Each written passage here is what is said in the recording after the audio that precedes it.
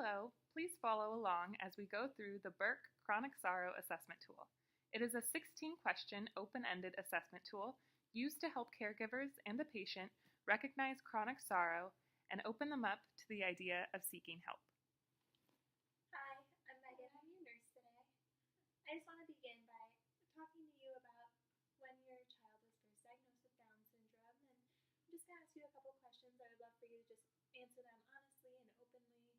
This is a confidential encounter here, but I just want to get to know you better and understand more about what you've been through and how you're feeling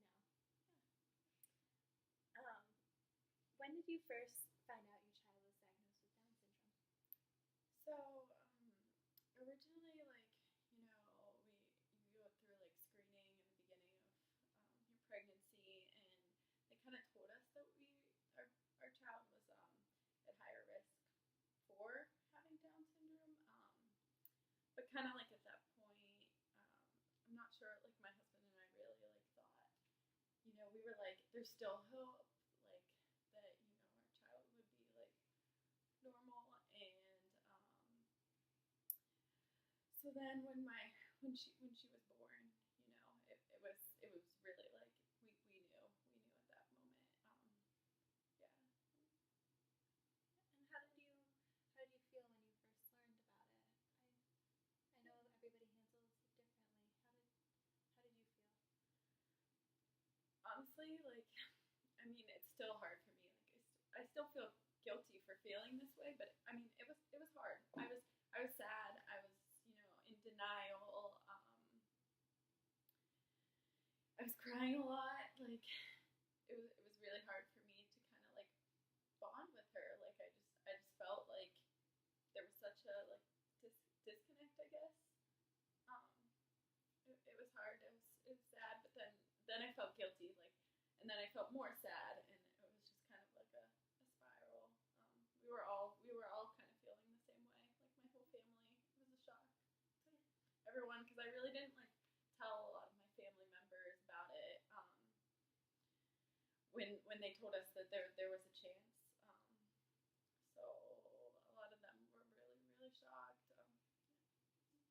I just want you to let you know what you're experiencing is perfectly normal, and a lot of people go through the same thought transitions, and it's a difficult thing to handle. And I think I just want to let you know that we're here to support you and work with you throughout this and help you in every way we can. I appreciate that a lot, because that was probably one of the hardest things. You kind of hear about that stuff, but I really felt I was the only one feeling this, and it definitely added to the guilt. I shouldn't be feeling like this. I'm the only one that is feeling like this. But you're not. You're not the only one. So can I ask you? It sounds like you've been facing a lot and been through a lot. So how did you adjust? How did I adjust? It was hard. I took it day by day. At first, I don't think I adjusted well. Caused a lot of issues. My husband, who was my biggest support system prior to all of this, we were so distant. I didn't really talk about it to anyone. Kind of held it, bottled things up, and I realized that wasn't the way to do it. I contacted the Down Syndrome Association. Found a support group, and I think that was one of the biggest things. I found support, and it kind of helped me to transition into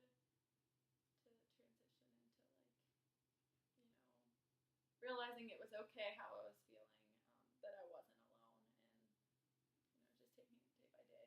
Some days are easier than others, for sure. It sounds like you've taken a lot of really positive steps to help you get through this time, and the problems you faced. Have there been any things that have not been helpful as you've adjusted? Probably bottling things up. I'm very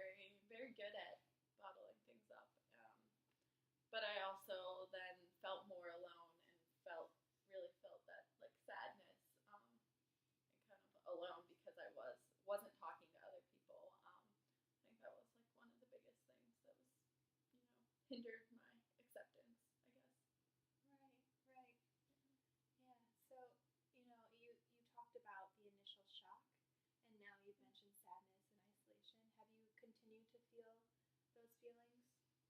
I mean, I wish I could say like I completely was fine, like everything was good. I never felt this sadness anymore. But there's days where I come home from work and I'm so stressed, and then you know, um, she's just my 2-year-old is having a bad day, and I'm already stressed, and it just makes it a lot harder. Behavioral issues that come with Down syndrome and the learning difficulties. Some days I do come home sad and cry and just want to be alone. I mean that happens way less often now, but it still does happen.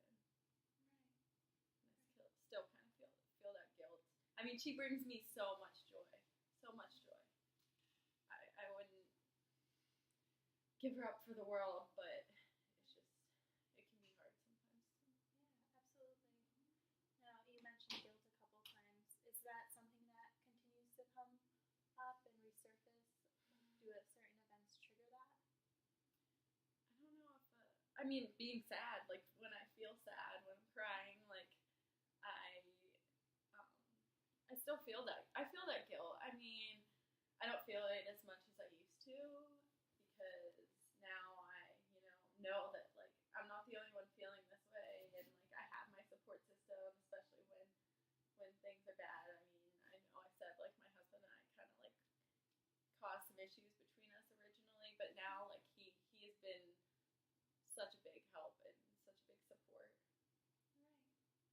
Right. And it definitely helps a lot. Like having a support system is definitely, what's gotten me through this. Okay. So, in comparison to when you first realized that your daughter had Down syndrome, would you say that your feelings of guilt and isolation and sadness that you mentioned now are greater, or would you say they've lessened, or how would you describe them? I would say they've lessened. I definitely do. I mean, doesn't at one point, it was happening almost every day, every other day. Like I was just feeling the sadness. Um, in the beginning, it was basically every day, but it's definitely spread out more.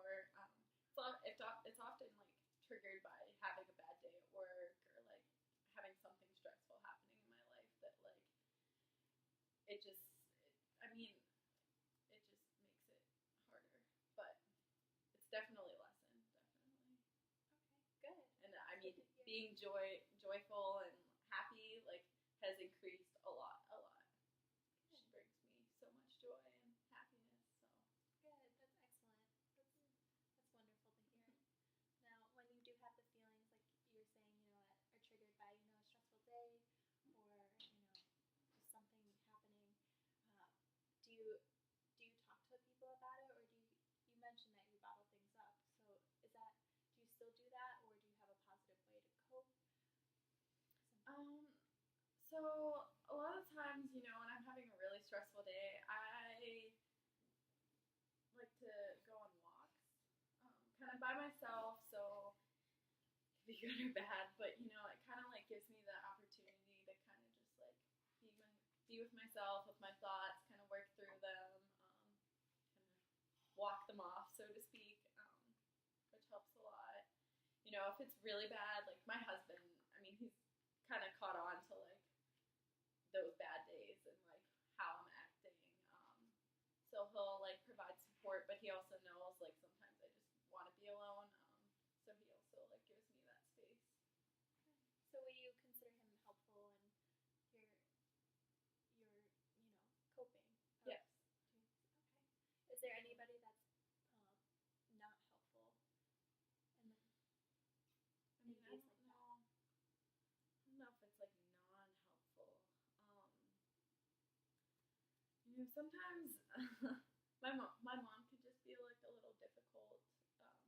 Sometimes, so like, if I'm having a bad day and I'm talking to her, she sometimes stresses me out. So like, in that sense, sometimes it's not helpful. But that's not all the time. Like I love my mom, but she just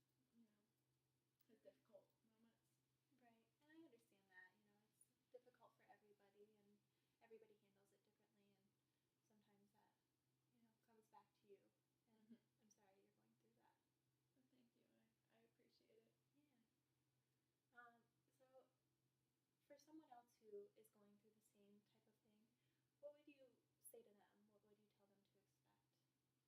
What would you tell them to expect? I think making sure that they know that they're not alone and that feeling the sadness, is normal. It's a normal thing to feel because I mean maybe people did, and maybe that is a hard thing because maybe people did tell me it would be normal to feel this way and everything, but I think like I still had that hope that like everything would be okay, so I kind of just didn't like I guess listen to it, but I'm definitely like emphasizing that it's okay and like making sure that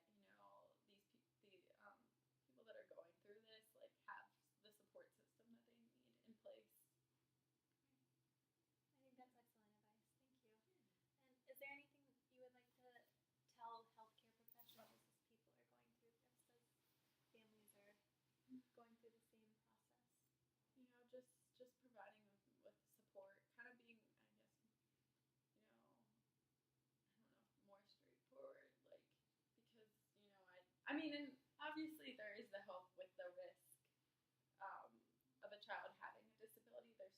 There is hope that like maybe that's not the case, just that you have a higher risk factor, but just making sure that people understand, what's going to happen if this happens, and just providing them with support, making sure that they have the support they need going forward. Thank you.